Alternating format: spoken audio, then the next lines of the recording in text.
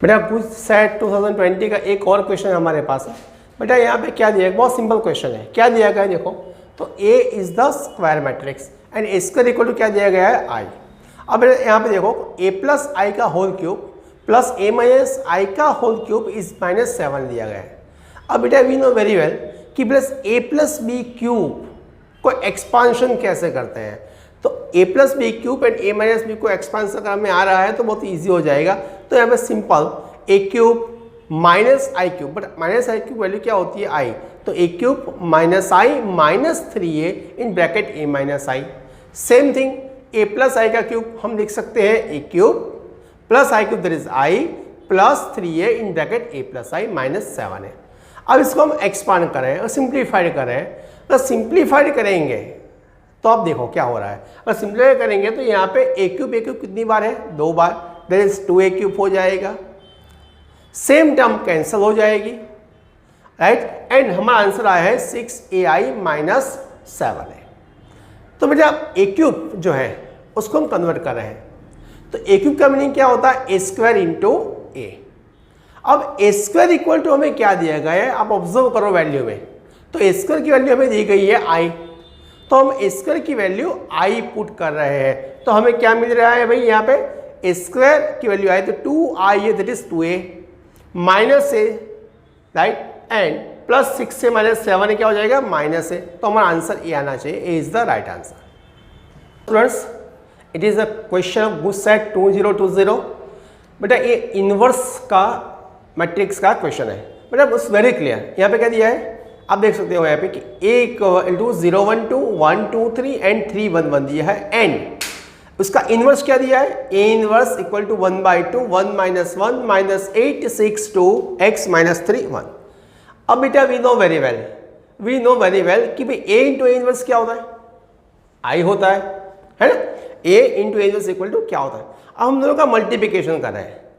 जब हम दोनों का मल्टीप्लिकेशन यहाँ पे करेंगे तो क्या करेंगे, A की वैल्यू ऐसे रख रहे हैं, 1/2 जो यहाँ पे आगे था वो हमने यहाँ पे आगे ले लिया है, तो आप देख सकते हो 1/2 मैंने यहाँ पे आगे ले लिया है, राइट। अब A इंटू A इनवर्स का मल्टीप्लिकेशन करेंगे। बेटा सब एलिमेंट्स का मल्टीप्लिकेशन करने की यहाँ पे जरूरत नहीं है यार, क्यों, क्योंकि x की वैल्यू में फाइंड करनी है, तो हमें वहीं पे फोकस करना है जहाँ पे x का मल्टीप्लिकेशन पॉसिबल है। तो अगर हम first row and first column का मल्टीप्लिकेशन करेंगे, फर्स्ट मैट्रिक्स की रो सेकंड मैट्रिक्स का कॉलम की मल्टीप्लिकेशन करेंगे तो हमें क्या मिलने वाला है, आप देख सकते हो यहाँ पे मैंने क्या लिखा हुआ है 1/2, right, this with this 0 into 1 क्या होता है 0, 1 विथ -8 क्या होता है -8, एंड 2 इंटू एक्स क्या होता है 2x। ओके, सामने क्या है 1 0 0 0 1 0, तो यहाँ पे 1 जो है यहाँ पे लिख दिया है, क्लियर। अब सिंप्लीफाई कर लेते हैं। अगर हम सिंप्लीफाई करेंगे तो x का वैल्यू क्या आ जाएगा, देख सकते हो आप कि x का वैल्यू क्या आता है -2x + 2 = 2, तो x का वैल्यू क्या जाता है 5, तो 5 is the right answer. Determinant और लिमिट का मिक्स प्रॉब्लम दिख रहा है। बेटा डिटर्मिनेंट की वैल्यू क्या दी है, ft is equal to 2 cos t t1 2 tan t t2 t tan t tt, right.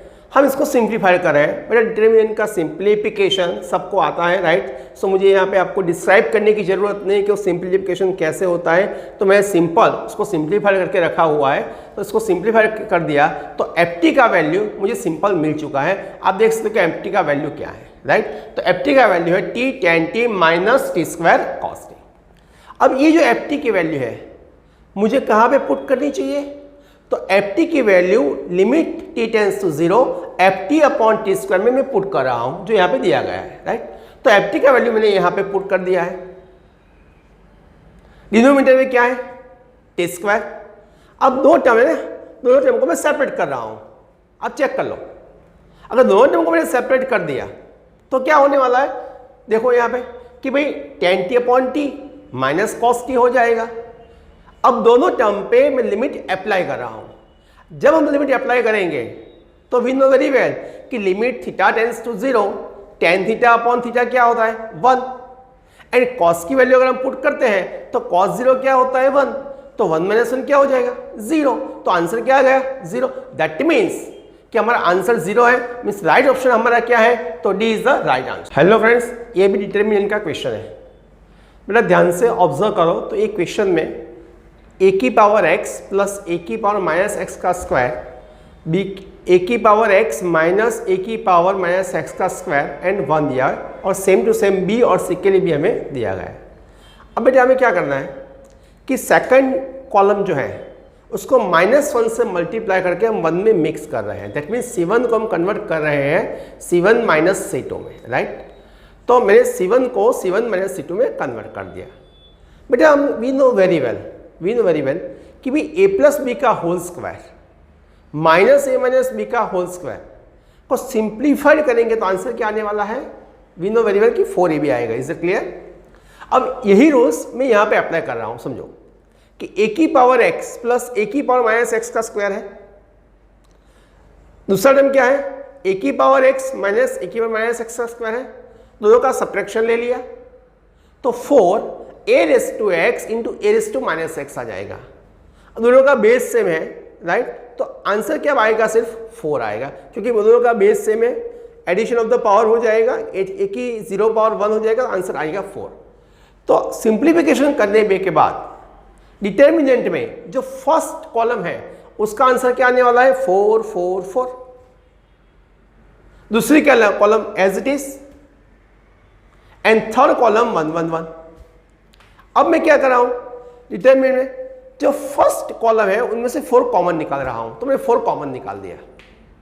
4 common निकालने के बाद भाई 2 कॉलम है वो सेम हो जाती है। 4 कॉमन निकालने के बाद 2 कॉलम सेम हो जाएगी। अब वी नो वेरी वेल कि भी किसी भी डिटर्मिनेंट में अगर 2 कॉलम या 2 रो सेम होती है तो वैल्यू क्या हो जाती है? 0। तो वो डिटर्मिनेंट की वैल्यू क्या हो गई? 0। दैट मीन्स अब मेरा आंसर क्या आ गया? 2i प्लस 6 इक्वल टू 0 आ गया। अब मुझे वैल्यू किसकी फाइंड करनी है? y की। तो y को सब्जेक्ट बना दूं, तो y को मैं सब्जेक्ट बना दिया। तो अगर y को सब्जेक्ट बना दिया तो मेरा आंसर आ जाएगा y इज इक्वल टू -3। तो -3 is the right answer. I think that C is the right answer. Good set 2020 का एक और क्वेश्चन है। बेटा ये भी क्वेश्चन डिटर्मिनेंट का ही है। बेटा हमें यहाँ पर डिटर्मिनेंट की वैल्यू फाइंड करनी है। बेटा डिटर्मिनेंट की वैल्यू फाइंड करने के लिए हमें यहाँ पे एक कंडीशन दी गई है। आप चेक करो कंडीशन कौन सी है। This is very simple, triangle ABC। अब वी नो वेरी वेल ना बेटा कि ट्राइंगल ABC का कंडीशन दिया है तो क्या होने वाला है? a plus B plus C equal to pi. अब आप जरा डिटरमिनेंट को ऑब्जर्व करो तो फर्स्ट रो में जो एंगल है वो एज इट इज है, उसमें कोई चेंज नहीं है। बट सेकंड रो में क्या दिया है? साइन b प्लस सी। बाकी के 2 एलिमेंट्स वैसे ही है। थर्ड रो को ऑब्जर्व करो तो tan a प्लस सी दिया है, बाकी के 2 एलिमेंट्स वैसे ही है, कोई चेंज नहीं है। तो बेटा हमें सिंप्लीफिकेशन करने के लिए a plus C and b plus C का वैल्यू पुट करना चाहिए। तो हम फर्स्ट क्या करें? सेकंड रो का फर्स्ट एलिमेंट जो b प्लस सी है उसकी जगह पर पाई माइनस a पुट कर रहे हैं, एंड थर्ड रो में a प्लस सी की जगह पर पाई माइनस b पुट कर रहे हैं, राइट। बाकी का सारा जो टर्म है वो ऐसे ही है, तो हमें कुछ ध्यान देने की जरूरत नहीं है। ओके, अब फिर से भाई साइन पाई माइनस a क्या होता है?